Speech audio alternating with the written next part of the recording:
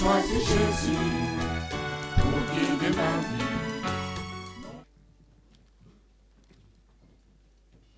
Ok, donc nous sommes arrivés à la fin du livre de Nombre. À la fin du livre de Nombre, dans notre exploration de la Bible. Et le livre de Nombre, essentiellement, c'était le passage du peuple de Dieu dans le désert. D'ailleurs, en hébreu, le titre de livre, c'est « Dans le désert ». En français, c'est « Nombre », puisqu'au début du livre, il y a un dénombrement qui se fait. Donc, on compte les gens. C'est pourquoi ça a pris le titre de Nombre dans la version grecque de la Septante, mais en hébreu, c'est beaucoup plus proche de la réalité du livre. C'est dans le désert. Effectivement, dans le livre de Nombre, c'est toutes les pérégrinations du peuple de Dieu dans le désert. Et après, nous allons entamer le livre de Deutéronome. Donc, nous finissons d'abord le livre de Nombre. Donc, nous lisons le chapitre 36. Nombre chapitre 36. Les chefs de la famille de Galad, fils de Makir, fils de Manassé, d'entre les familles des fils de Joseph, s'approchèrent et parlèrent devant Moïse et devant les princes, chefs de famille des enfants d'Israël. Ils dirent: L'Éternel a ordonné à mon Seigneur de donner le pays en héritage par le sort aux enfants d'Israël. Mon Seigneur a aussi reçu de l'Éternel l'ordre de donner l'héritage de Tsélophad, notre frère, à ses filles. Si elles se marient à l'un des fils d'une autre tribu des enfants d'Israël, leur héritage sera retranché de l'héritage de nos pères et ajouté à celui de la tribu à laquelle elles appartiendront. Ainsi sera diminué l'héritage qui nous est échu par le sort. Et quand viendra le jubilé pour les enfants d'Israël, leur héritage sera ajouté à celui de la tribu à laquelle elles appartiendront, et il sera retranché de celui de la tribu de nos pères. Moïse transmit aux enfants d'Israël les ordres de l'Éternel. Il dit: La tribu des fils de Joseph a raison. Voici ce que l'Éternel ordonne au sujet des filles de Tsélophad. Elles se marieront à qui elles voudront, pourvu qu'elles se marient dans une famille de la tribu de leur père. Aucun héritage parmi les enfants d'Israël ne passera d'une tribu à une autre tribu, mais les enfants d'Israël s'attacheront chacun à l'héritage de la tribu de ses pères. Et toute fille possédant un héritage dans les tribus des enfants d'Israël se mariera à quelqu'un d'une famille de la tribu de son père, afin que les enfants d'Israël possèdent chacun l'héritage de leur père. Aucun héritage ne passera d'une tribu à une autre tribu, mais les tribus des enfants d'Israël s'attacheront chacune à son héritage. Les filles de Tsélophad se conformèrent à l'ordre que l'Éternel avait donné à Moïse. Makla, Tirtsa, Ogla, Milka et Noa, filles de Tsélophad, se marièrent aux fils de leurs oncles. Elles se marièrent dans les familles des fils de Manassé, fils de Joseph, et leur héritage resta dans la tribu de la famille de leur père. Tels sont les commandements et les lois que l'Éternel donna à Moïse aux enfants d'Israël dans les plaines de Moab, près du Jourdain, vis-à-vis de Jéricho. Voilà. Donc, le problème des filles de Tsélophad revient encore. Donc, on avait traité ce problème précédemment.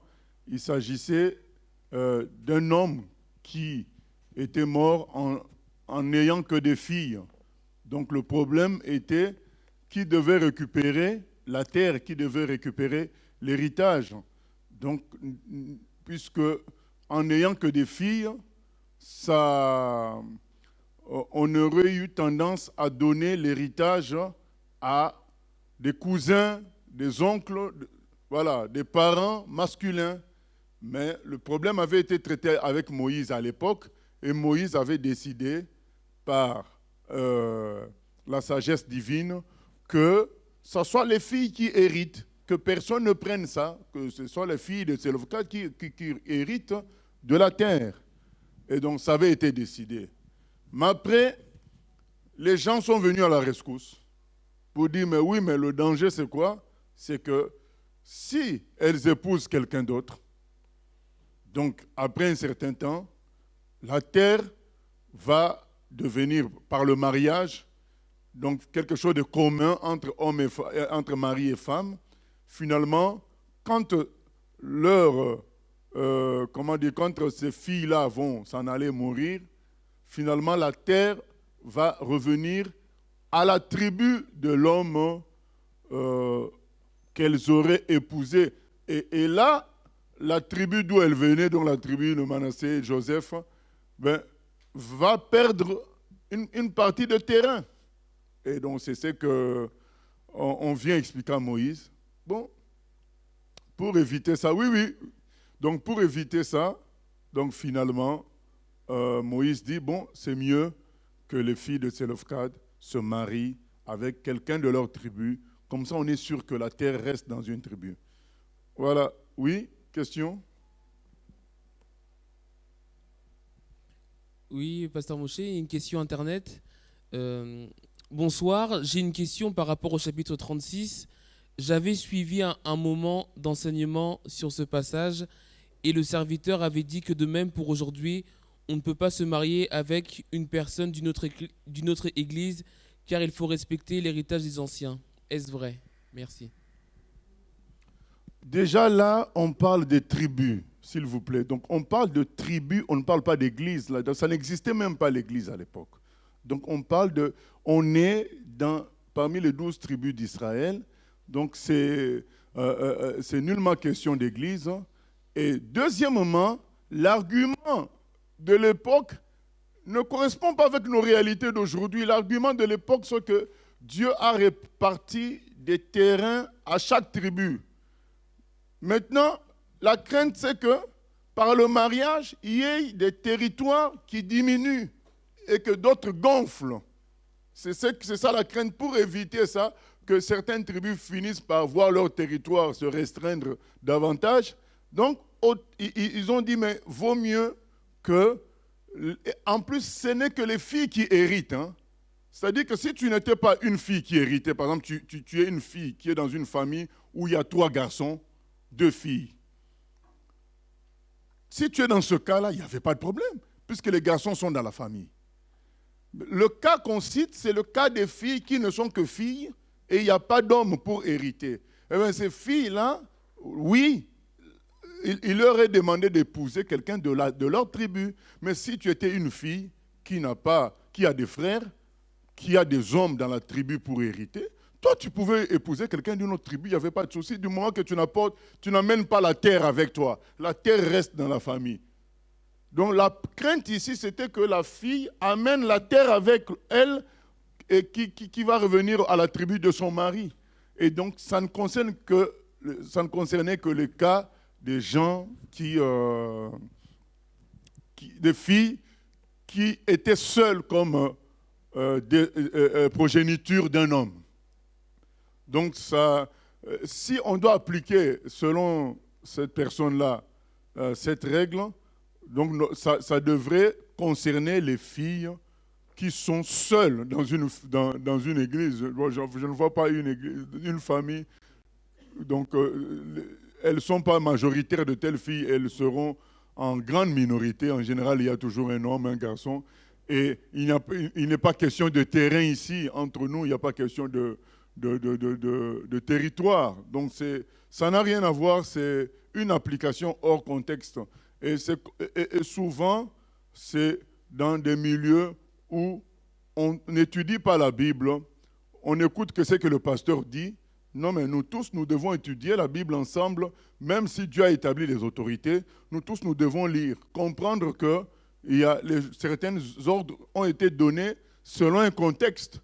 Donc, il n'y a pas à généraliser outre mesure. Non, ça n'a rien à voir. C'est des choses hors contexte, toujours dans un esprit de contrôler tout le monde. Mais je ne néglige pas le fait que c'est quand même mieux que d'épouser quelqu'un avec qui on partage la même foi, la même logique, c'est quand même beaucoup plus aisé que de s'associer avec quelqu'un qui n'a pas la même conception que nous. Hein. Il y a quand même des difficultés. On ne néglige pas ça.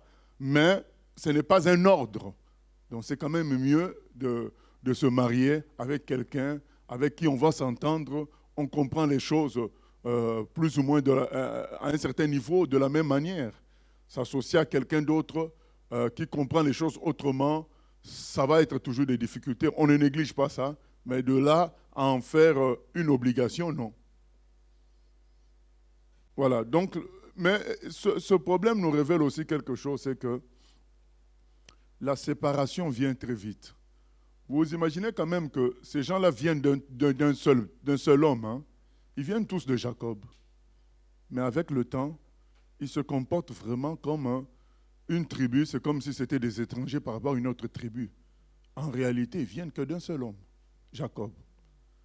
Et pour nous dire que les hommes sont champions côté division, côté séparation.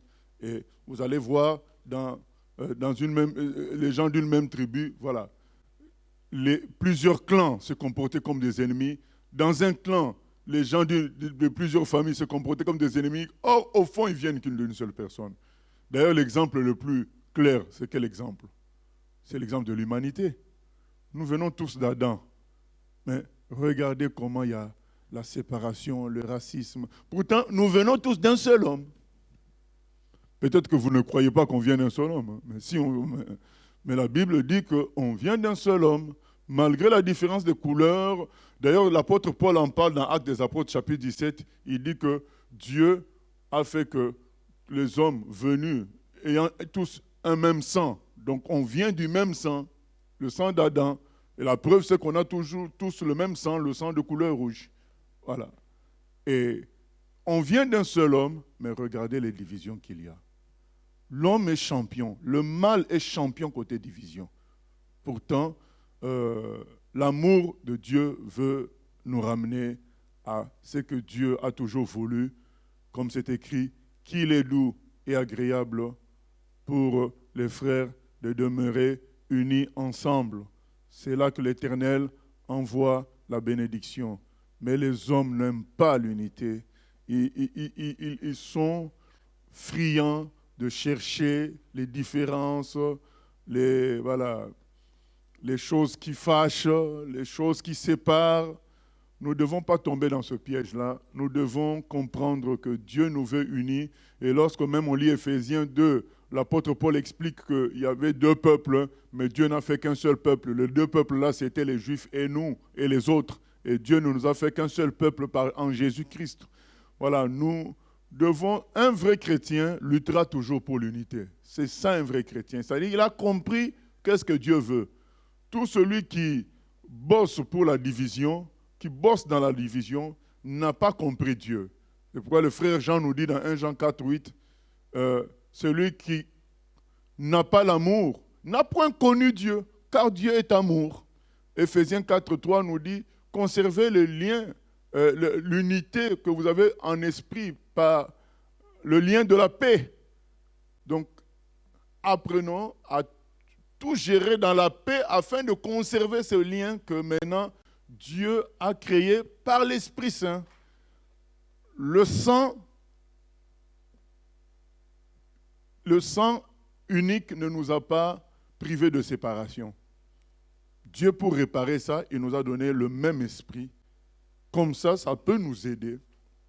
Ça peut nous amener à vivre vraiment l'unité. On a le même esprit.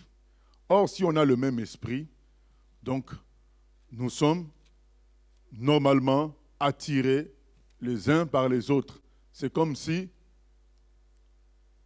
l'autre, c'est toi-même, puisqu'il a le même esprit que toi. Donc le vrai problème, c'est quoi? C'est que beaucoup ne sont pas soumis au Saint-Esprit. Beaucoup continuent à marcher par leur propre logique. C'est ce qui crée les divisions au milieu des enfants de Dieu. Beaucoup de gens semblent prier, mais ils ne sont pas convertis. Ils n'ont pas l'Esprit de Dieu à 100%. Ils ont l'Esprit de Dieu, mais comme c'est eux-mêmes qui dirigent leur vie, l'Esprit de Dieu n'est pas fonctionnel. Donc, c'est ce qui est écrit dans Éphésiens 4:30. N'attristez pas le Saint-Esprit. Le Saint-Esprit est attristé.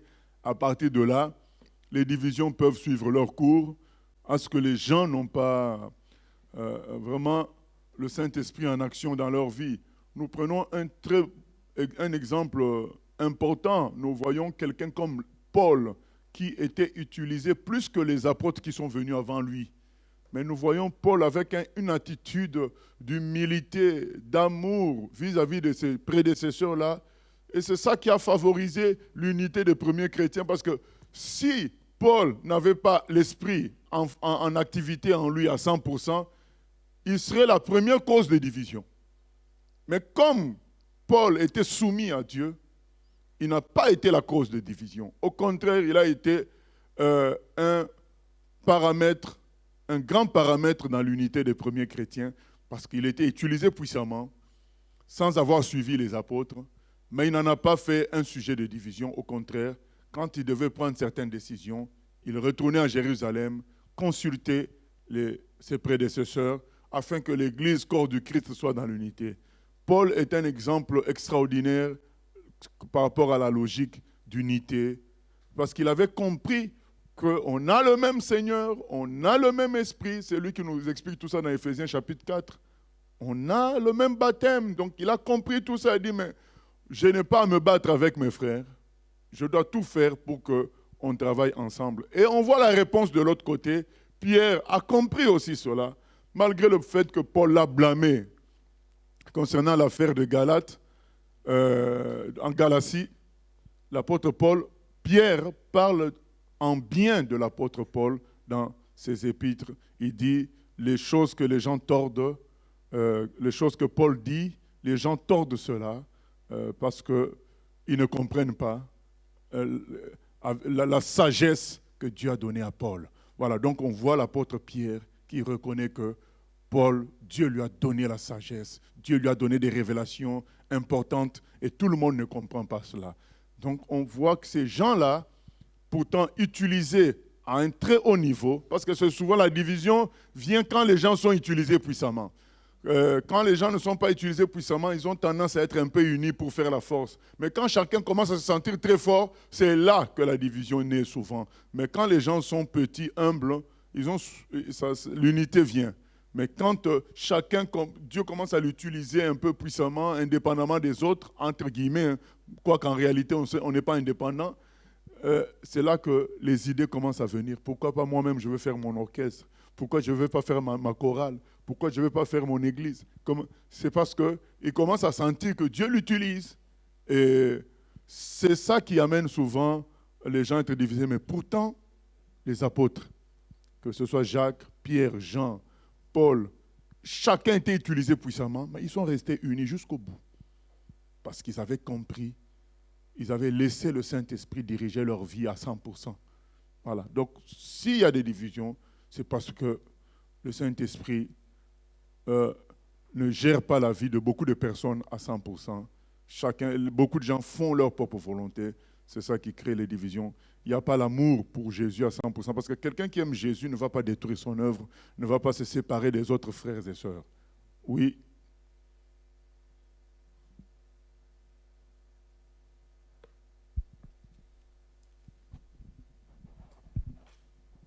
Oui, une question encore Internet. Donc je vais lire le passage, c'est dans Lévitique 18, 18. Tu ne prendras point la sœur de ta femme pour exciter une rivalité en découvrant sa nudité à côté de ta femme pendant sa vie. Donc maintenant la personne dit Dieu ne se contredit point. Mais que dire de ce passage Lévitique 18, 18? Parce que Jacob justement va épouser les deux sœurs. Va épouser les deux sœurs. De ces deux sœurs sortiront les 12 tribus d'Israël. Éclaire-moi, pasteur. Jacob, c'est avant Moïse. Donc, ce que nous venons de lire, c'est Lévitique, c'est les lois que Dieu donne à Moïse. Donc, avant, Jacob, avant Moïse, donc la loi n'était pas encore donnée. Mais pour éclairer encore, je vais donner l'exemple d'Adam et Ève. Pour que ça arrive jusqu'à nous, il y a forcément eu des mariages entre frères et sœurs, même directs. Hein. Donc il y a forcément eu, on a vu ça aussi avec Abraham. Donc il y a forcément eu le mariage entre jusqu'à ce que Dieu mette fin à cela. Voilà. Donc il y a eu une période où Dieu a toléré ça pour la multiplication des humains, mais maintenant, après, il a arrêté cela. Ok, nous prenons maintenant le livre de Deutéronome. Deutéronome, dans le côté traduction grec-latin, ça veut dire deuxième loi. Donc, parce que quand on lit le livre de Deutéronome, Moïse va essentiellement rappeler la loi que Dieu avait donnée. C'est pourquoi on dit Deutéronome. Et quelqu'un a déjà entendu le terme deutérocanonique. Ça veut dire deuxième canon. Voilà, parce que il y a des gens qui ont rajouté des livres dans la Bible. Les catholiques ont rajouté des livres, et donc ils ont appelé ça des livres deutérocanoniques, donc un deuxième canon, mais qui n'était pas dans le canon juif, donc de l'Ancien Testament. Donc là, c'est Deutéronome, donc deuxième loi, mais en hébreu, ce livre s'appelle Devarim, ça veut dire parole. Donc, parce que Moïse est en train comme de parler avant de s'en aller. Il est en train de donner des paroles aux enfants d'Israël avant de s'en aller. C'est pourquoi en hébreu, ça s'appelle Devarim. Et en version grecque, Septante, ça s'appelle Deutéronome. Ils ont beaucoup plus pris l'idée d'une deuxième, donc Moïse qui rappelle la loi. Donc c'est comme une sorte de deuxième, Deutéronome, c'est comme une sorte de deuxième exode lévitique, quoi. Voilà. Donc, sans être ça totalement, il y a autre chose aussi. Donc, nous commençons par le premier chapitre. Deutéronome chapitre 1. Voici les paroles que Moïse adressa à tout Israël de l'autre côté du Jourdain, dans le désert, dans la plaine vis-à-vis de Souf, entre Paran, Tophel, Laban, Hatséroth et Dizahab. Il y a 11 journées depuis Horeb, par le chemin de la montagne de Séhir jusqu'à Kades Barnéa. Dans la 40e année, au 11e mois, le premier du mois, Moïse parla aux enfants d'Israël selon tout ce que l'Éternel lui avait ordonné de leur dire. C'était après qu'il eut battu Sihon, roi des Amoréens, qui habitait à Hesbon, et Og, roi de Basan, qui habitait à Ashtaroth et à Édréhir. De l'autre côté du Jourdain, dans le pays de Moab, Moïse commença à expliquer cette loi et dit : L'Éternel notre Dieu nous a parlé à Horeb en disant : Vous avez assez demeuré dans cette montagne. Tournez-vous et partez. Allez à la montagne des Amoréens et dans tout le voisinage, dans la plaine, sur la montagne, dans la vallée, dans le Midi, sur la côte de la mer, au pays des Cananéens et au Liban, jusqu'au grand fleuve, au fleuve d'Euphrate. Voyez, j'ai mis le pays devant vous. Allez et prenez possession du pays que l'Éternel a juré de donner à vos pères, Abraham, Isaac et Jacob, et à leur postérité après eux. Dans ce temps-là, je vous dis, je ne puis pas, à moi seul, vous porter. L'Éternel votre Dieu vous a multiplié, et vous êtes aujourd'hui aussi nombreux que les étoiles du ciel. Que l'Éternel, le Dieu de vos pères, vous augmente 1000 fois autant, et qu'il vous bénisse comme il vous l'a promis. Comment porterai-je à moi seul votre charge, votre fardeau et vos contestations ? Prenez dans vos tribus des hommes sages, intelligents et connus, je les mettrai à votre tête. Vous me répondîtes en disant : Ce que tu proposes de faire est une bonne chose. Je pris alors les chefs de vos tribus, des hommes sages et connus. Je les mis à votre tête comme chefs de 1000, chefs de 100, chefs de 50 et chefs de 10, et comme ayant autorité dans vos tribus. Je donnai dans le même temps cet ordre à vos juges. Écoutez vos frères et jugez selon la justice les différends de chacun avec son frère ou avec l'étranger. Vous n'aurez point égard à l'apparence des personnes dans vos jugements. Vous écouterez le petit comme le grand. Vous ne craindrez aucun homme, car c'est Dieu qui rend la justice. Et lorsque vous trouverez une cause trop difficile, vous la porterez devant moi pour que je l'entende. C'est ainsi que je vous prescrivis dans ce temps-là tout ce que vous aviez à faire. Nous partîmes d'Horeb et nous parcourûmes en entier ce grand et affreux désert que vous avez vu. Nous prîmes le chemin de la montagne des Amoréens, comme l'Éternel notre Dieu nous l'avait ordonné, et nous arrivâmes à Kadès Barnéa. Je vous dis, vous êtes arrivés à la montagne des Amoréens, que l'Éternel notre Dieu nous donne. Vois, l'Éternel ton Dieu met le pays devant toi. Monte, prends-en possession, comme te l'a dit l'Éternel. Le Dieu de tes pères ne craint point et ne t'effraie point. Vous vous approchâtes tous de moi et vous dites, envoyons des hommes devant nous pour explorer le pays et pour nous faire un rapport sur le chemin par lequel nous y monterons et sur les chemins où nous arriverons. Cet avis me parut bon, et je pris 12 hommes parmi vous, un homme par tribu. Ils partirent, traversèrent la montagne et arrivèrent jusqu'à la vallée d'Eshcol, qu'ils explorèrent. Ils prirent dans leurs mains des fruits du pays et nous les présentèrent. Ils nous firent un rapport et dirent, c'est un bon pays que l'Éternel notre Dieu nous donne. Mais vous ne voulûtes point y monter, et vous fûtes rebelles à l'ordre de l'Éternel votre Dieu. Vous murmurâtes dans vos tentes, et vous dites, c'est parce que l'Éternel nous hait, qu'il nous a fait sortir du pays d'Égypte, afin de nous livrer entre les mains des Amoréens et de nous détruire. Où monterions-nous? Nos frères nous ont fait perdre courage en disant, c'est un peuple plus grand et de plus haute taille que nous. Ce sont des villes grandes et fortifiées jusqu'au ciel. Nous y avons même vu des enfants d'Anak. Je vous dis, ne vous épouvantez pas et n'ayez pas peur d'eux. L'Éternel, votre Dieu, qui marche devant vous, combattra lui-même pour vous, selon tout ce qu'il a fait pour vous sous vos yeux en Égypte. Puis au désert, où tu as vu que l'Éternel, ton Dieu, t'a porté comme un homme porte son fils, pendant toute la route que vous avez faite jusqu'à votre arrivée en ce lieu. Malgré cela, vous n'eûtes point confiance en l'Éternel, votre Dieu, qui allait devant vous sur la route pour vous chercher un lieu de campement, la nuit dans un feu, afin de vous montrer le chemin où vous devriez marcher, et le jour dans une nuée. L'Éternel entendit le bruit de vos paroles. Il s'irrita et jura en disant, aucun des hommes de cette génération méchante ne verra le bon pays que j'ai juré de donner à vos pères, excepté Caleb, fils de Jéphuné. Il le verra, lui, et je donnerai à lui et à ses enfants le pays sur lequel il a marché, parce qu'il a pleinement suivi la voie de l'Éternel. L'Éternel s'irrita aussi contre moi, à cause de vous, et il dit, toi non plus, tu n'y entreras point. Josué, fils de Nun, ton serviteur y entrera. Fortifie-le, car c'est lui qui mettra Israël en possession de ce pays. Et vos petits-enfants, dont vous avez dit, ils deviendront une proie, et vos fils qui ne connaissent aujourd'hui ni le bien ni le mal, ce sont eux qui y entreront. C'est à eux que je le donnerai, et ce sont eux qui le posséderont. Mais vous, tournez-vous et partez pour le désert, dans la direction de la mer Rouge.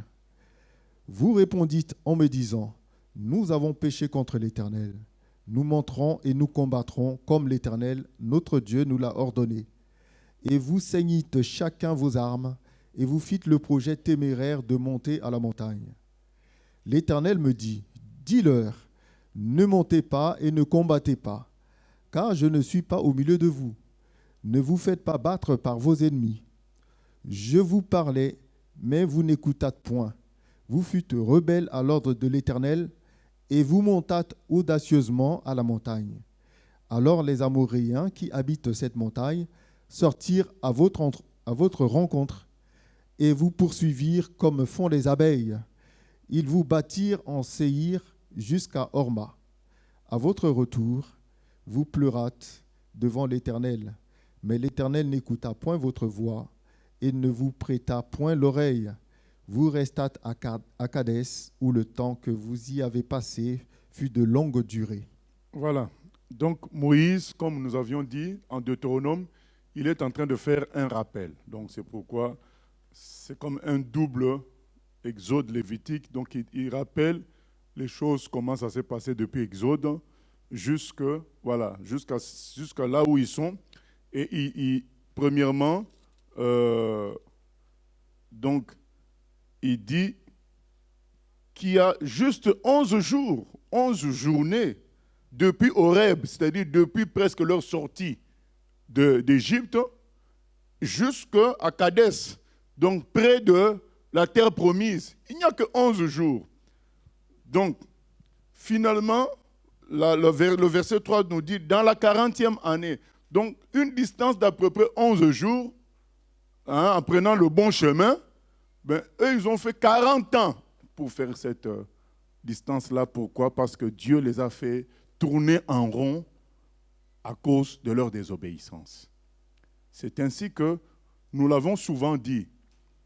C'est vrai que les dons et l'appel de Dieu ne sont pas irrévocables. C'est-à-dire que si Dieu a un appel pour toi, un don à qui t'a fait, ça ne va pas s'enlever. Mais le résultat de cet appel et de ce don, ça peut traîner pour se manifester. Là, l'appel, c'était la terre promise. Même si Dieu n'a pas changé, ils ont fini par conquérir la terre promise, mais ça a duré 40 ans alors que ça devait faire environ 12 jours pour entrer. Là, ils ont fait 40 ans pour y entrer. Alors que c'est quelque chose qui, normalement, devait prendre 11 jours. C'est pour nous dire que oui, Dieu peut avoir un appel sur ma vie, sur ta vie, mais il faut être obéissant pour que cet appel se manifeste. Si on est désobéissant, ne nous cachons pas derrière l'appel, le don et l'appel de Dieu sont irrévocables. Oui, c'est irrévocable, mais pour que ça se manifeste, ça peut prendre du temps puisqu'on n'obéit pas. Et on peut être un grand discoureur, un grand poète en train de dire tout le temps, Dieu m'a dit ceci, Dieu m'a dit, Dieu a des projets pour moi. Tout le monde me félicite, tout le monde sent quelque chose en moi. Oui, mais où est le résultat? Rien. Tu deviens un grand journaliste. Non. Un grand historien, tu rappelles toujours ce que Dieu t'a dit? Non, c'est que Dieu, le Seigneur Jésus dit dans Jean 15, le Seigneur veut que vous portiez du fruit. Mon Père veut que vous portiez du fruit. On doit voir les fruits. On ne va pas être là et dire, je suis un grand baobab, mais on ne mange pas l'arbre. Il faut les fruits. Je suis un beau pommier, mais il n'y a pas de fruits. Je mesure 5 mètres. Les habitants de la terre vont dire quoi? D'accord, tu es beau, mais qu'est-ce que nous on va faire? Comme les Ivoiriens disent, ça ne se mange pas. Je dis que oui, mais je suis beau, mais est-ce qu'on mange la beauté? Voilà. Donc il faut les résultats. Et beaucoup restent comme ça dans les milieux chrétiens, 30 ans, 40 ans, toujours avec des grandes promesses. Dieu m'avait dit telle chose, mais il y a 30 ans, mais jusque-là, il ne fait toujours rien. Donc, parce qu'ils sont désobéissants. C'est des gens dont, partout où ils passent, les gens disent, on sent quelque chose chez toi. Et lui, il est content. Mais oui, mais ce n'est pas ça le plus important. Le plus important, c'est de produire les fruits. Les discours, à un moment donné, on doit dépasser ça pour entrer dans le concret. On sent quelque chose, tu peux faire quelque chose. Je vois dans ta vie, oui, mais où sont les fruits? Et comment on arrive aux fruits? Par l'obéissance. Quand on obéit à Dieu, le fruit se manifeste. Et eux, ils n'ont pas obéi, quelque chose qui devait faire 11 ans, ben finalement, 11 jours, finalement ça fait 40 ans. Donc frère, moi je conseillerais à chacun d'obéir au Seigneur, tranquillement. Je vous ai souvent parlé d'un monsieur, d'un frère qui s'était converti à La Réunion, quand on avait fait un voyage là-bas, et il avait 74 ans, et malade, il était malade, mais il avait fait un rêve extraordinaire. Nous, ça fait combien? Plus de 20 ans qu'on est convertis. Je n'ai jamais fait un rêve de ce genre-là. Mais lui, il avait eu une vision extraordinaire où il était comme dans un désert et il voit un ancien des jours, blanc, tout de blanc vêtu avec la barbe blanche. Un ancien des jours lui dire des choses extraordinaires et l'ancien des jours lui dit, tu as encore une longue marche à faire. Dieu va faire des choses. Et quand il me raconte le son, je dis, mais c'est extraordinaire ça. Mais il a 74 ans, Dieu lui dit qu'il y a encore une longue marche. Mais le frère n'a pas dépassé 2 ans, il est mort. Parce qu'il ne voulait pas obéir sur un point donné. Et je ne veux pas raconter sa vie ici. C'est pour dire que ce n'est pas parce que Dieu nous fait des promesses, ce n'est pas parce qu'il nous appelle à faire des grandes choses que notre désobéissance permettra qu'il n'agisse pas du tout. L'obéissance, comme Samuel dit, vaut mieux que les sacrifices. Obéissons à la parole de Dieu, on verra les choses que le Seigneur va faire.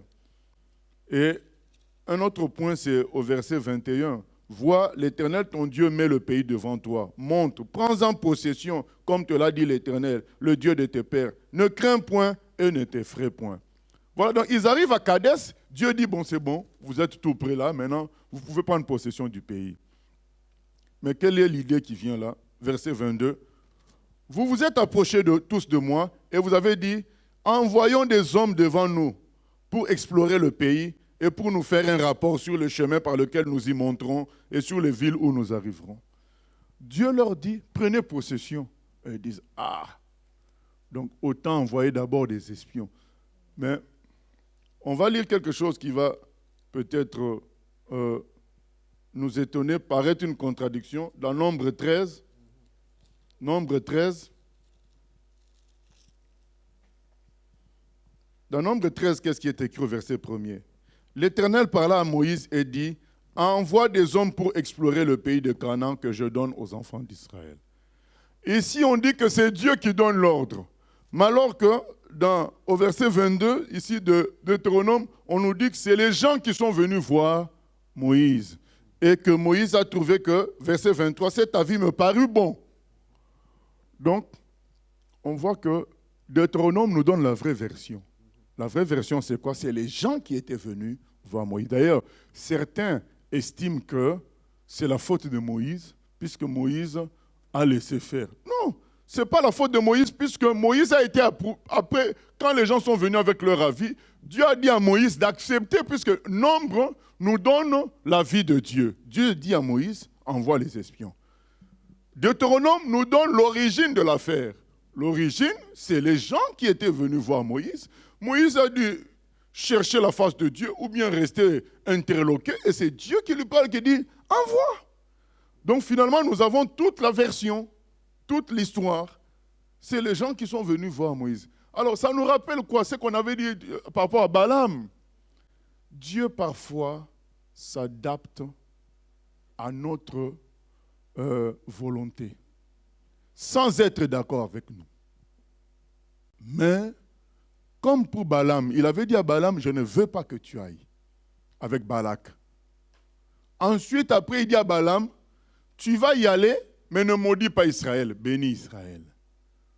Donc ça peut paraître, oui, mais c'est Dieu qui autorise. Mais Dieu autorise pourquoi? Parce qu'il voit dans le cœur que tu ne veux pas changer. Il voit dans le cœur que tu as déjà pris une position.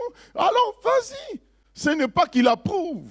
On l'a dit longuement sur Balaam, on ne va pas revenir. Mais c'est juste un rappel pour dire, vous voyez un autre cas où Dieu n'approuve pas quelque chose.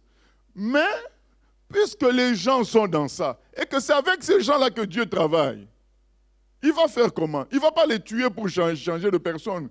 Il va essayer quand même de faire quelque chose. Bon, Dieu dit, prenez possession. Les gens disent, bon, on envoie quand même des espions. Ce n'est pas l'idée de Dieu. Mais Dieu se dit que ces gens-là sont décidés dans leur idée. Ça ne sert à rien de polémiquer. Qu'ils appliquent et on va voir qui a raison.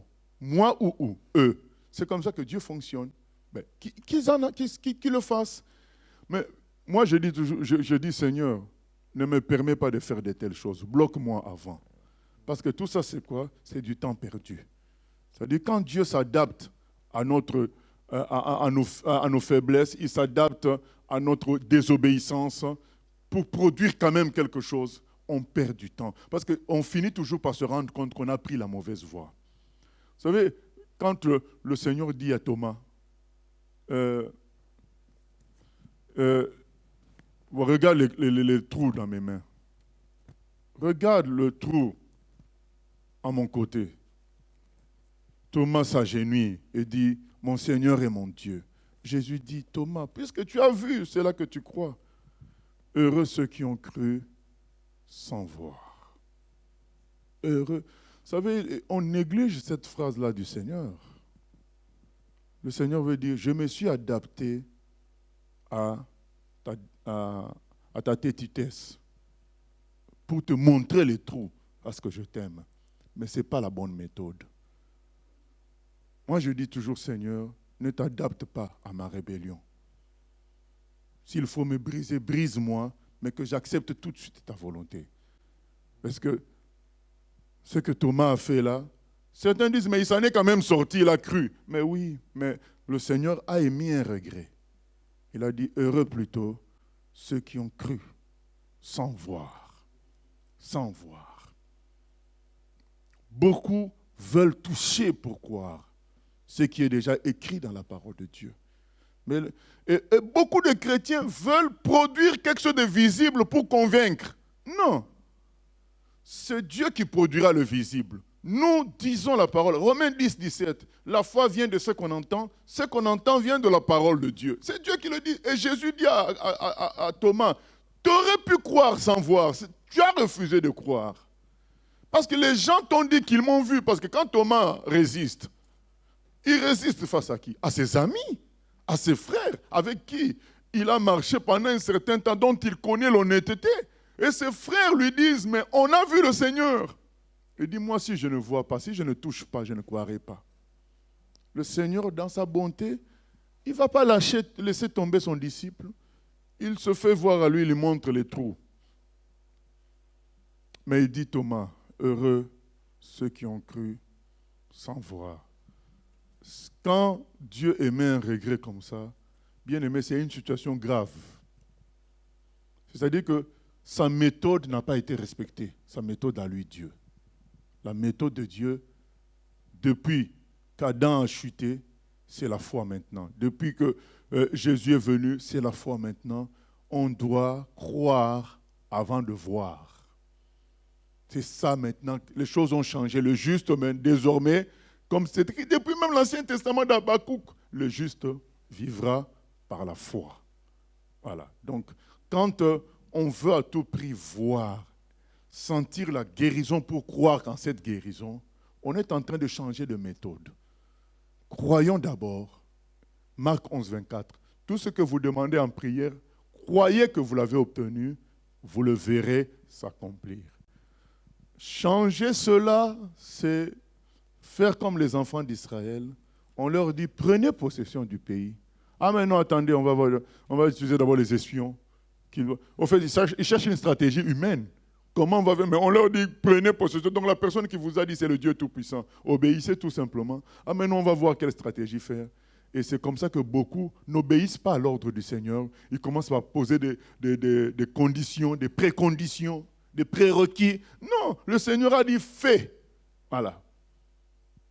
Tu peux lui demander comme Marie, on va faire comment? Marie avait demandé. Oui, mais l'enfant viendra comment? Mais Zacharie, lui, il a douté, il a dit, je suis vieux, comment l'enfant peut venir? Mais Marie a dit, mais là, je suis encore vierge, mais l'enfant viendra comment? Est-ce que je dois connaître peut-être mon mari avant?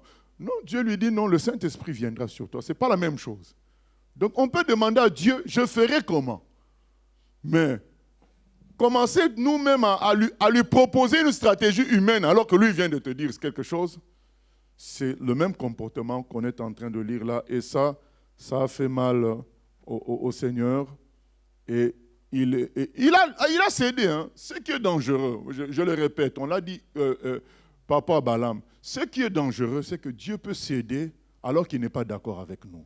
Mais les gens qui vivent que Dieu cède, ils croient que Dieu est d'accord avec eux. C'est ça qui est dangereux avec Dieu. Il peut te soutenir dans l'erreur. C'est dangereux. Pourquoi? Parce qu'il a vu que tu ne veux pas.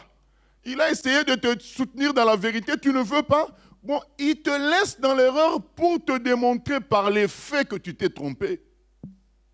Mais moi, je ne souhaite pas cela. Et je souhaite à personne cela. Autant obéir à Dieu quand il nous parle, attendre d'échouer, de toucher le feu, pour comprendre, ça peut faire de gros dégâts.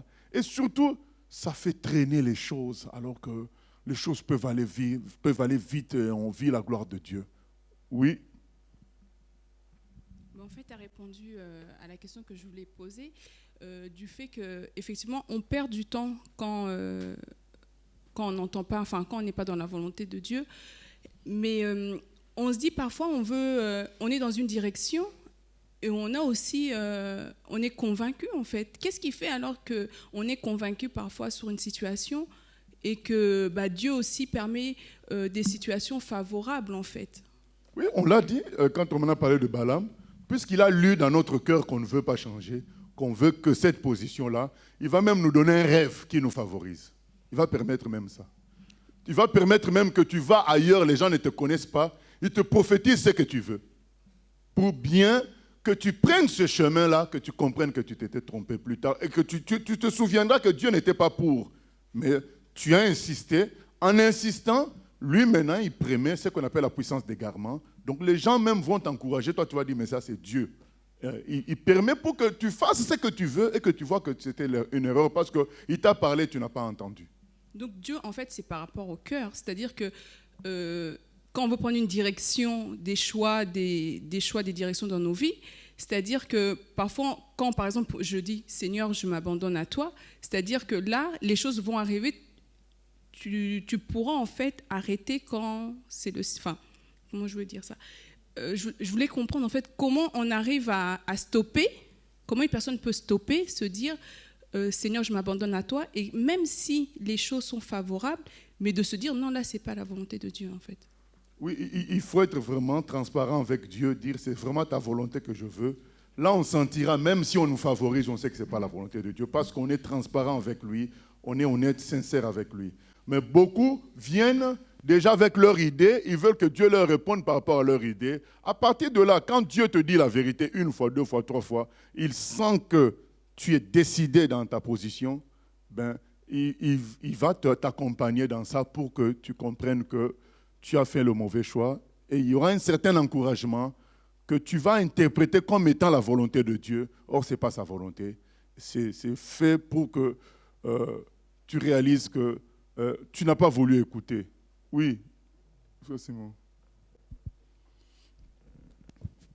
Oui, pasteur, en écoutant ce que tu étais en train de dire, en fait, je me suis souvenu d'une interpellation, c'est dans Actes 1, des apôtres, et tu me diras ce que tu en penses.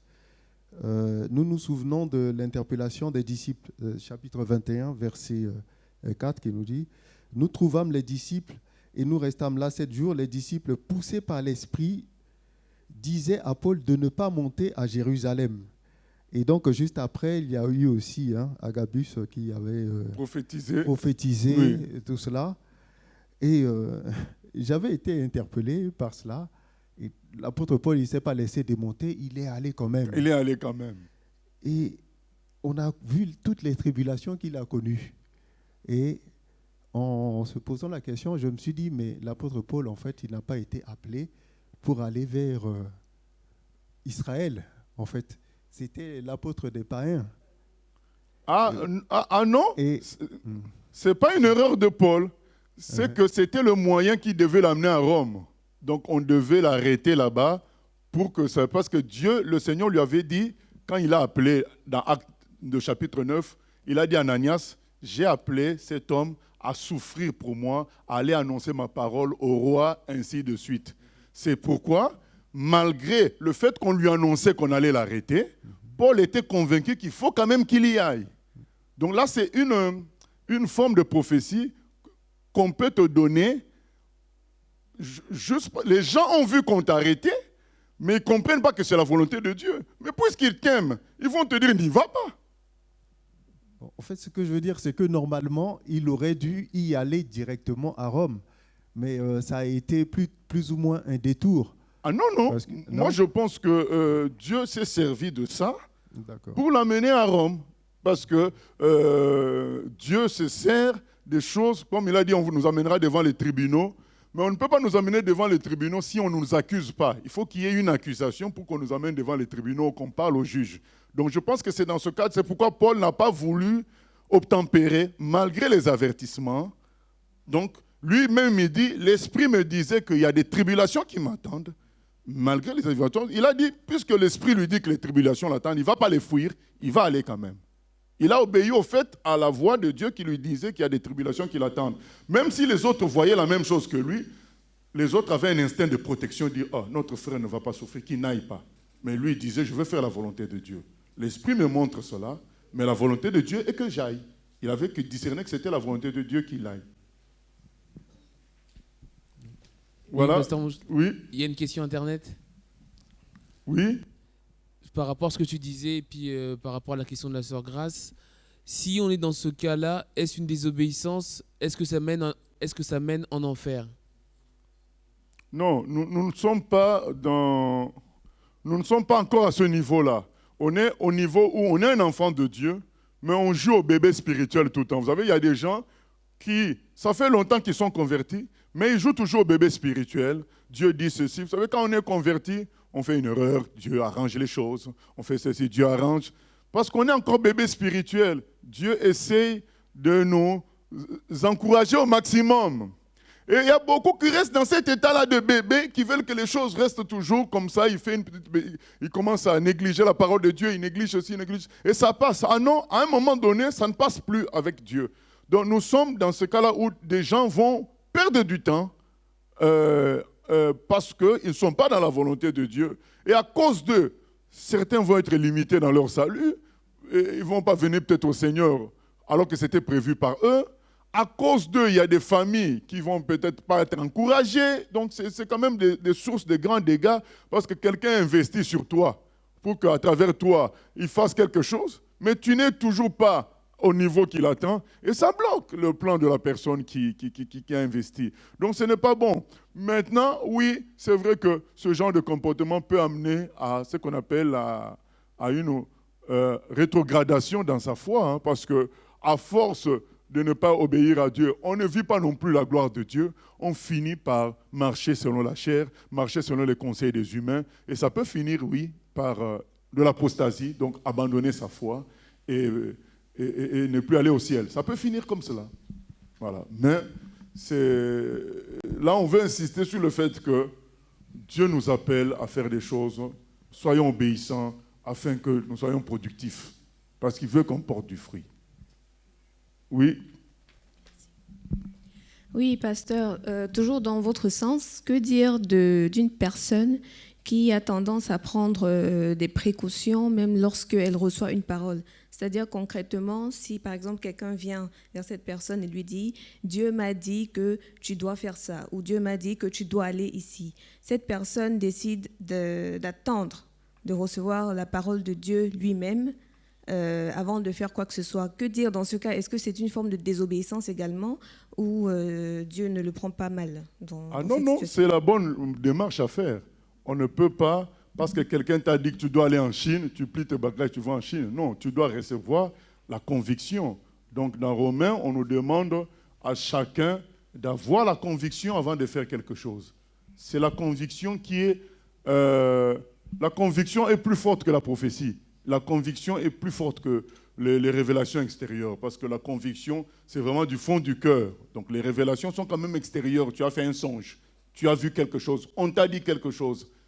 Je ne parle pas de la parole de Dieu, hein. La parole de Dieu est au-dessus de tout, mais les autres conseils, révélations extérieures, tant que ce n'est pas la parole du genre Dieu t'appelle à faire telle chose, il faut être convaincu soi-même. Donc la conviction est obligatoire. Il faut que le Seigneur te mette la conviction avant de passer à une autre étape. Oui. Alors moi, c'est pour savoir si, quand je rentre dans une église ou dans une chapelle, enfin dans un culte, hein, dans un lieu culte, je suis souvent interpellé par, admettons, je suis dans l'église, j'allume un cierge, je me retourne comme ça et beaucoup de fois je tombe sur le Sacré-Cœur et je ne sais pas qui est le Sacré-Cœur. C'est un démon. C'est pas de Dieu, tout ça, allumer un cierge. C'est un démon. Oui, parce que la Bible ne nous parle pas d'allumer des cierges et le Sacré-Cœur, ce n'est pas dans la Bible. Donc la Bible nous parle Nous devons croire à la parole de Dieu. Mais je tombe toujours dessus. Eh bien oui, malheureusement, c'est un démon, donc il faut refuser ça. D'accord. Voilà. Parce que je croyais que c'était bon. Non, c'est pas bon. D'accord. Il est écrit dans 2 Corinthiens 11, 14, le diable se déguise en ange de lumière. Donc le diable peut se déguiser. Du moment que ce n'est pas dans la parole de Dieu, ce n'est pas bon. Ok, nous continuons. Donc il y a un autre point. On arrive à Kadès. Donc eux, ils envoient les espions. Les espions les découragent. Et finalement, Moïse dit, même moi-même, j'ai loupé à cause de vous. Je ne suis pas entré en terre promise à cause de vous. Mais après que Dieu les ait corrigés comme ça, ces gens-là disent, ah mais non, nous allons quand même aller nous battre, nous voulons maintenant obéir. Nous voyons un peu ce qui peut se passer. C'est que après les gens disent, mais nous voulons maintenant obéir, nous allons nous battre. Dieu dit, non, ce n'est plus la peine. Ce n'est plus la peine. Comment expliquer une telle sévérité de Dieu, quoi? Les gens se ressaisissent. Ils disent, nous voulons maintenant y aller. Dieu dit, non, c'est bon, vous n'y allez quand même pas. Qu'est-ce qui peut expliquer ça? Voilà. Donc on pensait que quand on se repentait avec Dieu automatiquement, il nous relançait. Qu'est-ce qui peut expliquer que, là, les gens font marche arrière, mais Dieu quand même dit non, vous n'allez pas vous battre contre les Amoréens, vous avez déjà...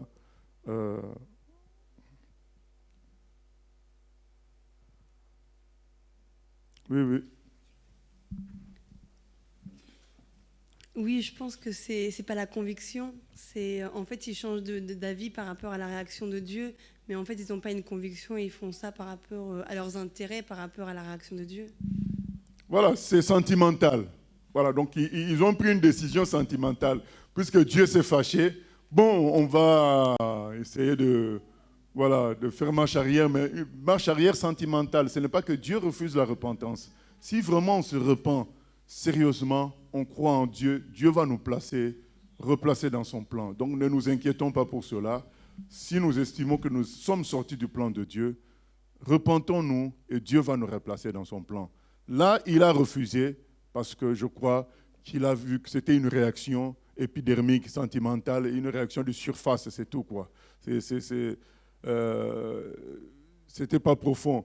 Je pense que peut-être que s'ils avaient mis quelques jours et après une vraie repentance, venir voir Moïse, ça serait peut-être passé différemment. Donc nous entrons au chapitre 2. Chapitre 2. Nous nous tournâmes et nous partîmes pour le désert par le chemin de la mer Rouge, comme l'Éternel me l'avait ordonné. Nous suivîmes longtemps les contours de la montagne de Séhir. L'Éternel me dit, « Vous avez assez suivi les contours de cette montagne. Tournez-vous vers le nord. Donne cet ordre au peuple. Vous allez passer à la frontière de vos frères, les enfants d'Ésaü, qui habitent en Séhir. Ils vous craindront, mais soyez bien sûr vos gardes.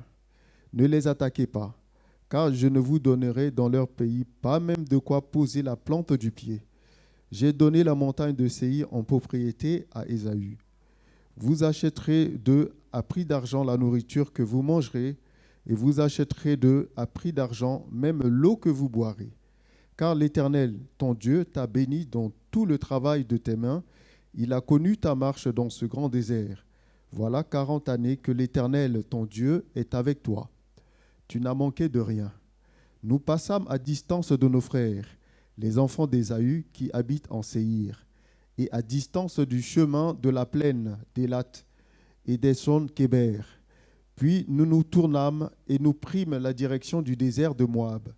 L'Éternel me dit, « N'attaque pas Moab et ne t'engage pas dans un combat avec lui, car je ne te donnerai rien à posséder dans son pays. C'est aux enfants de Lot que j'ai donné Ar en propriété. » Les Émim y habitaient auparavant.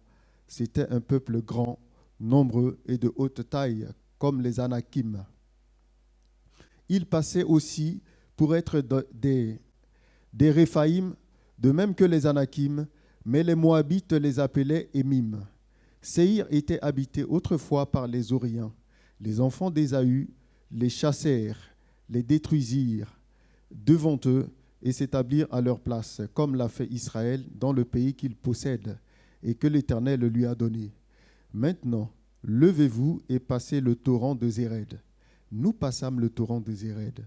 Le temps que durèrent nos marches de Kadès-Barnéa au passage du torrent de Zéred fut de 38 ans, jusqu'à ce que toute la génération des hommes de guerre ait disparu du milieu du camp, comme l'Éternel le leur avait juré. La main de l'Éternel fut aussi sur eux pour les détruire du milieu du camp, jusqu'à ce qu'ils aient disparu. Lorsque tous les hommes de guerre eurent disparu par la mort du milieu du peuple, l'Éternel me parla et dit, « Tu passeras aujourd'hui la frontière de Moab à Ar, et tu approcheras des enfants d'Ammon. Ne les attaque pas et ne t'engage pas dans un combat avec eux, car je ne te donnerai rien à posséder dans le pays des enfants d'Ammon. C'est aux enfants de Lot que je l'ai donné en propriété. Ce pays passait aussi pour un pays de Réphaïm. Des Réphaïm y habitaient auparavant, et les Ammonites les appelaient Zamzumim.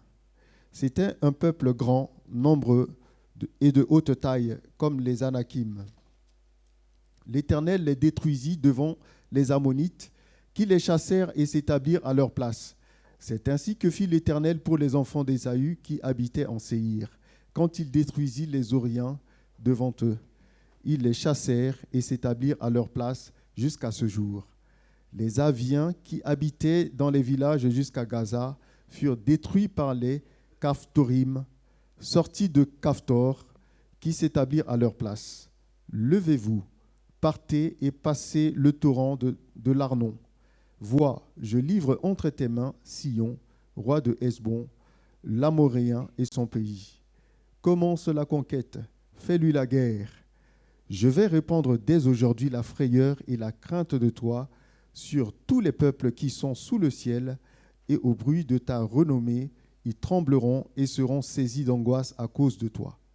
J'envoyai du désert de Kédemoth des messagers à Sion, roi de Hesbon, avec des paroles de paix. Je lui fis dire, « Laisse-moi passer par ton pays. Je suivrai la grande route, sans m'écarter ni à droite ni à gauche. Tu me vendras à prix d'argent la nourriture que je mangerai, et tu me donneras à prix d'argent l'eau que je boirai. Je ne ferai que passer avec mes pieds. » C'est ce que m'ont accordé les enfants d'Ésaü qui habitent en Séhir, et les Moabites qui demeuraient à Ar. Accorde-le aussi jusqu'à ce que je passe le Jourdain pour entrer au pays que l'Éternel notre Dieu nous donne. Mais Sion, roi de Hesbon, ne voulait point nous laisser passer chez lui, car l'Éternel ton Dieu rendit son esprit inflexible et endurcit son cœur, afin de le livrer entre tes mains, comme tu le vois aujourd'hui. L'Éternel me dit, « Vois, je te livre dès maintenant Sion et son pays. » Sion sortit à notre rencontre avec tout son peuple pour nous combattre à Jahath. L'Éternel notre Dieu nous le livra et nous le bâtîmes, lui et ses fils, tout son peuple. Nous prîmes alors toutes ces villes et nous les dévouâmes par interdit, hommes, femmes et petits-enfants, sans en laisser échapper un seul. Seulement, nous pillâmes pour nous le bétail et le butin des villes que nous avions prises. Depuis Aroër, sur les bords du torrent de l'Arnon, et la ville qui est dans la vallée, jusqu'à Galad, il n'y eut pas de ville trop forte pour nous. L'Éternel, notre Dieu, nous livra tout. Mais tu n'approchas point du pays des enfants d'Ammon, de tous les bords du torrent de Jabok, les villes de la montagne, de tous les lieux que l'Éternel, notre Dieu, t'avait défendu d'attaquer. Voilà, donc Moïse est en train de faire un rappel. C'est aussi bien pour nous de faire, il y a comme un résumé de pérégrination des enfants d'Israël et puis les conflits qu'ils ont rencontrés en chemin. Oui, il y a une question Internet. Et donc là, je vois donc pour passer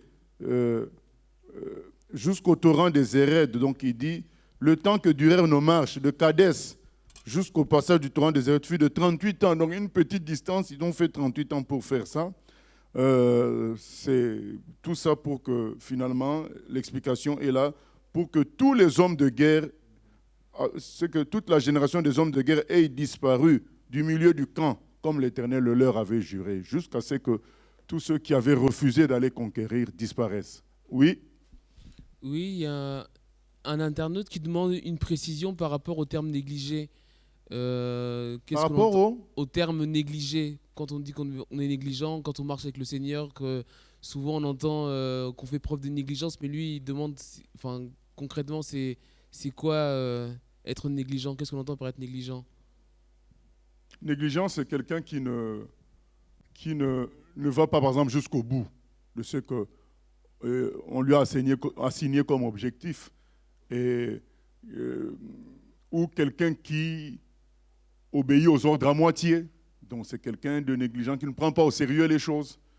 Donc il y a un verset qui nous dit dans Jérémie 48, 10, qu'on peut lire. Jérémie 48, 10, ça peut nous aider à comprendre c'est quoi une négligence, un aspect de la négligence. Un aspect de la négligence. Un premier aspect, c'est quelqu'un qui ne fait pas le travail totalement comme on lui a demandé de faire. Quelqu'un qui parfois même oublie de faire le travail. Et Jérémie 48, 10, oui, Simon. Jérémie 48, 10. Maudit soit celui qui fait avec négligence l'œuvre de l'Éternel.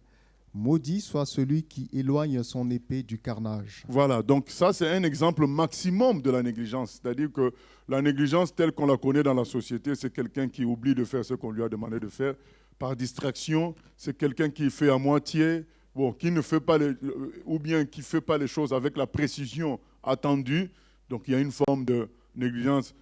Un exemple, quelqu'un doit voyager, il oublie de vérifier l'huile, il oublie de vérifier la pression des pneus. Donc c'est une forme de négligence parce qu'il y a un ensemble de points vérifiés avant de passer à l'étape de prendre la route. Il ne fait pas tout, donc c'est de la négligence, donc il ne fait pas le travail qu'on attend de lui. Mais là, le Seigneur nous amène à un point maximum, c'est-à-dire que il nous demande, lorsqu'on a gagné, qu'on gagne jusqu'au bout.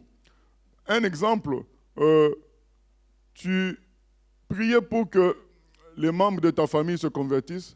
Et quand ils se convertissent, tu oublies pourquoi tu priais et tu commences à vivre, tu retombes dans la vie familiale que tu menais avant, une vie charnelle, familiale autour du nom de famille.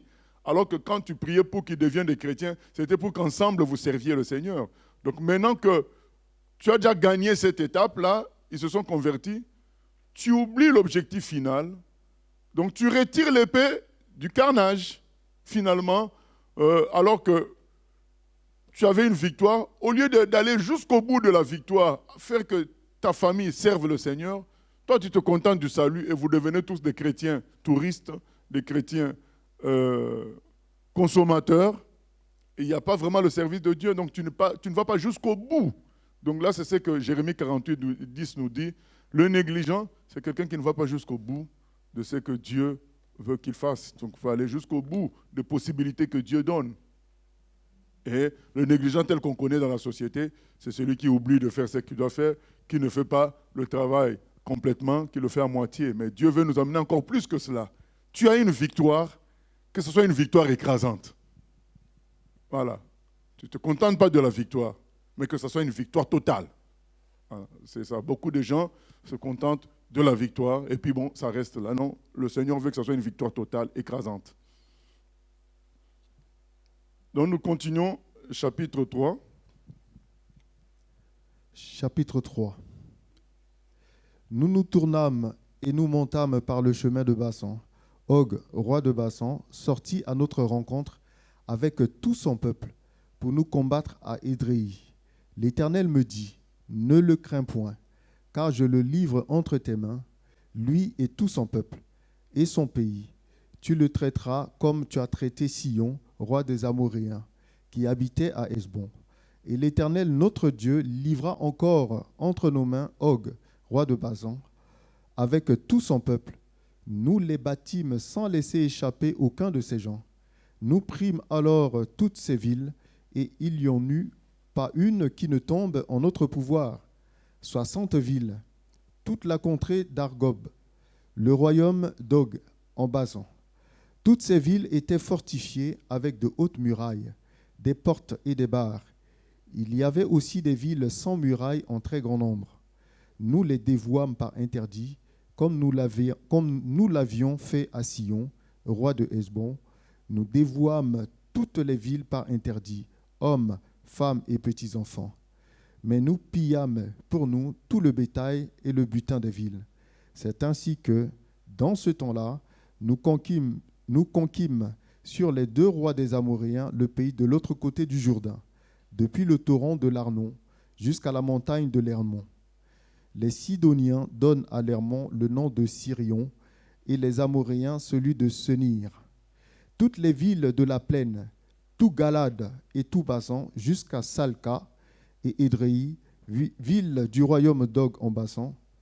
Og, roi de Basan, était resté seul de la race des Réphaïm. Voici son lit, un lit de fer, n'est-il pas à Rabat, ville des enfants d'Ammon? Sa longueur est de 9 coudées et sa largeur de 4 coudées, en coudées d'homme. Nous prîmes alors possession de ce pays.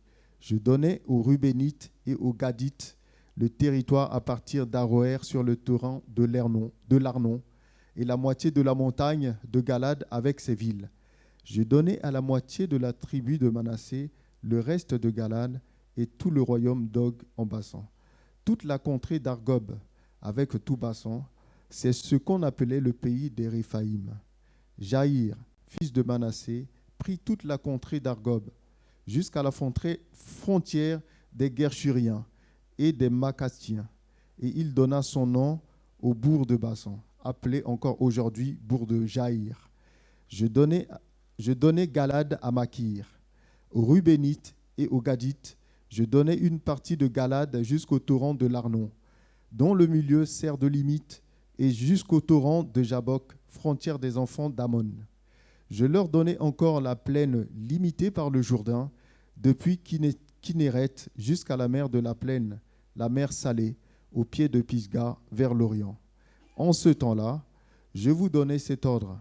L'Éternel, votre Dieu, vous livre ce pays pour que vous le possédiez. Vous tous, soldats, vous marcherez en armes devant les enfants d'Israël. Vos femmes seulement, vos petits-enfants et vos troupeaux, je sais que vous avez de nombreux troupeaux, resteront dans les villes que je vous ai données, jusqu'à ce que l'Éternel ait accordé du repos à vos frères comme à vous, et qu'ils possèdent eux aussi le pays que l'Éternel, votre Dieu, leur donne de l'autre côté du Jourdain. Et vous retournerez chacun dans l'héritage que je vous ai donné. En ce temps-là, je donnai des ordres à Josué, et je dis, tes yeux ont vu tout ce que l'Éternel, votre Dieu, a fait à ces 2 rois. Ainsi fera l'Éternel à tous les royaumes contre lesquels tu vas marcher. Ne les craignez point, car l'Éternel, votre Dieu, combattra lui-même pour vous. En ce temps-là, j'implorai la miséricorde de l'Éternel en disant, Seigneur Éternel, tu as commencé à montrer à ton serviteur ta grandeur et ta main puissante. Car quel Dieu y a-t-il au ciel et sur la terre qui puisse imiter tes œuvres et tes hauts faits? Laisse-moi passer, je te prie. Laisse-moi voir ce bon pays de l'autre côté du Jourdain, ces belles montagnes et le Liban. Mais l'Éternel s'irrita contre moi à cause de vous, et il ne m'écouta point.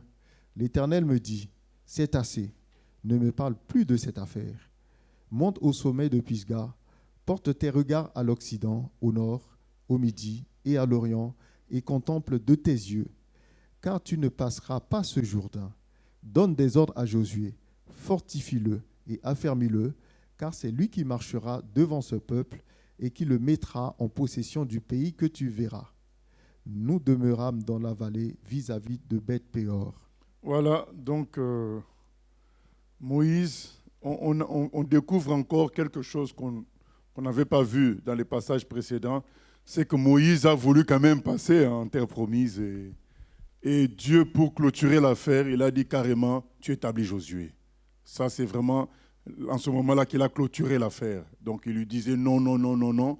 Mais pour clôturer l'affaire, il a dit, voilà, c'est Josué qui va passer avec le peuple en terre promise. Tu peux voir, mais tu n'entreras point.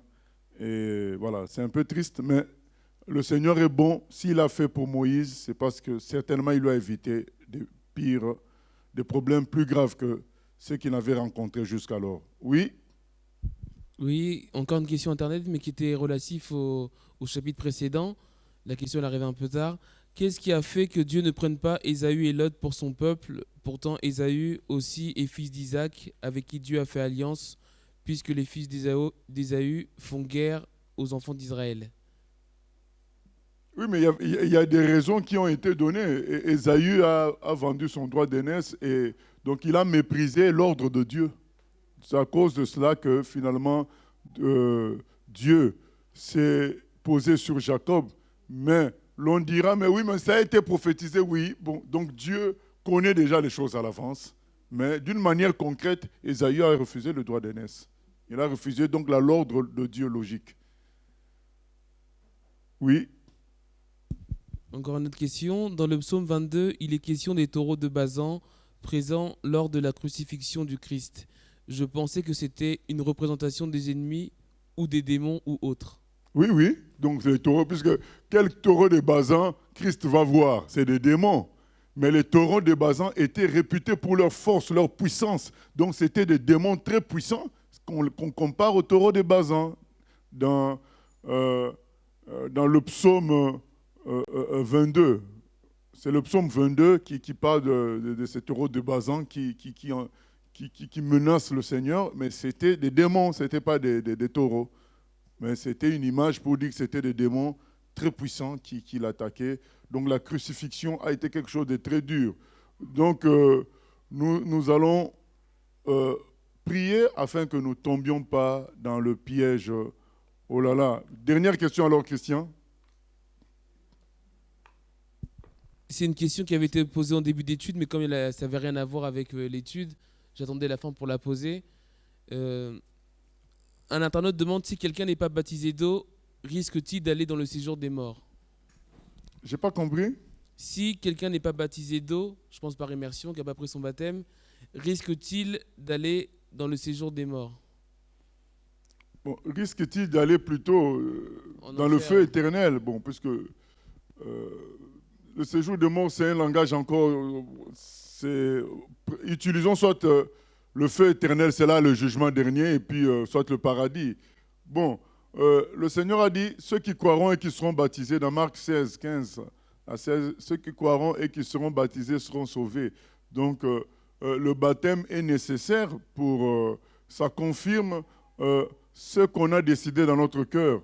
Mais quand on est dans des conditions qu'on ne peut pas se faire baptiser, on va quand même au ciel. Le voleur à la croix n'a pas été baptisé, mais il est parti au ciel. C'est parce qu'il était dans des conditions, il ne pouvait pas se faire baptiser à la croix. Cependant, quand on peut se faire baptiser, d'ailleurs, ce n'est même pas une question, puisque le baptême n'est qu'un autre langage. C'est comme si on parlait chinois et français. Tu dis en français, je crois en Jésus, je veux qu'il soit mon sauveur et mon Seigneur. Eh bien, ce langage-là, spirituellement, on le dit par le baptême. Donc, je ne peux pas dire en français, je veux suivre Jésus. Et en chinois, si je peux parler chinois, je refuse de le dire en chinois. Ce n'est pas normal.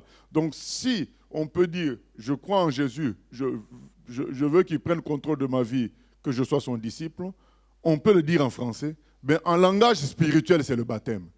C'est par le baptême qu'on le dit.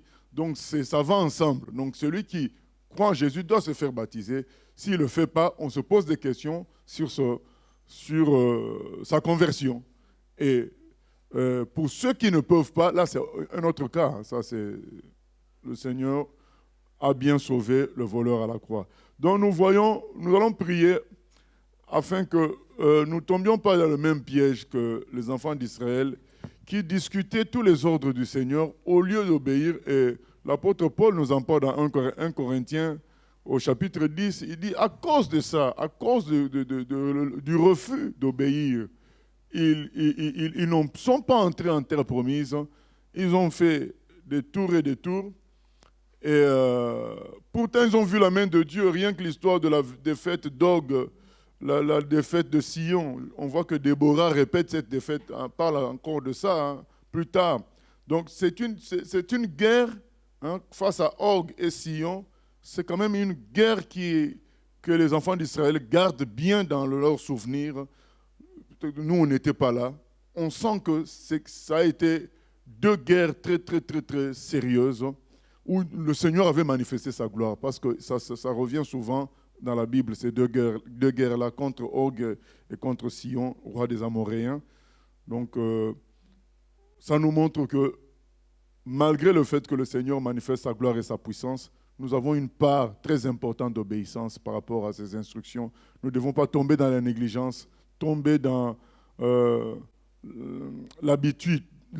Donc on s'habitue, on s'est accoutumé à son action, on ne craint plus l'Éternel. Nous devons craindre l'Éternel, même s'il nous est favorable, même s'il est amour avec nous. Nous devons rester dans un état d'obéissance. Et c'est ainsi que nous pouvons porter beaucoup de fruits. Que le Seigneur nous aide à être obéissants au nom de Jésus. Seigneur, nous venons prier afin que tu nous aides à être obéissants à ta parole, Seigneur. À ne pas nous inventer nos propres visions, nos propres logiques, comme l'apôtre Paul parle dans Colossiens chapitre 2, Seigneur, que nous ne puissions pas nous laisser enfler d'orgueil par rapport à nos propres logiques, nos raisonnements, nos visions, mais ce ne sont pas les rêves, les visions, les raisonnements humains ou la logique humaine, l'intelligence humaine qui doit nous diriger. C'est ta parole, ce sont tes instructions que tu as mises dans les Écritures, Seigneur. Nous devons apprendre à obéir, même si tu nous es favorable, même si tu fais de bonnes choses avec nous, Seigneur, que cela ne nous amène pas à croire que nous pouvons négliger ta parole, nous pouvons négliger tes instructions du moment qu'on sent ta présence ou je ne sais quoi, où tu nous as donné telle victoire. Non, Seigneur, que nous puissions comprendre que l'obéissance vaut mieux que les sacrifices. L'obéissance à quoi? L'obéissance à ta parole, Seigneur. Aide-nous à obéir à ta parole, parce que ta parole, c'est toi-même. Il est écrit, au commencement était la parole, et la parole était Dieu, Seigneur. Que nous ne puissions pas défier ta parole par nos prétendues visions, nos prétendues logiques personnelles, Seigneur.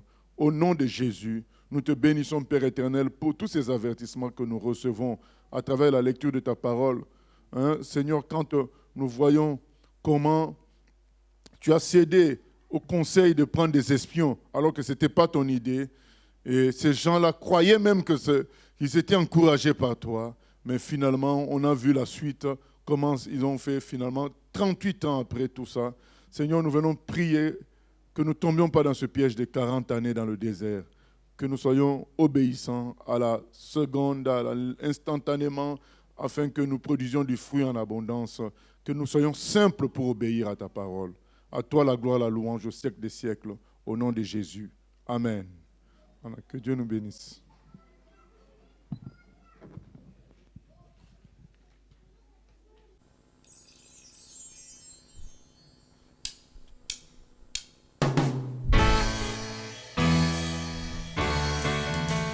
J'ai choisi Jésus pour guider ma vie. Mon bien-aimé Jésus, il est à moi, je suis à lui.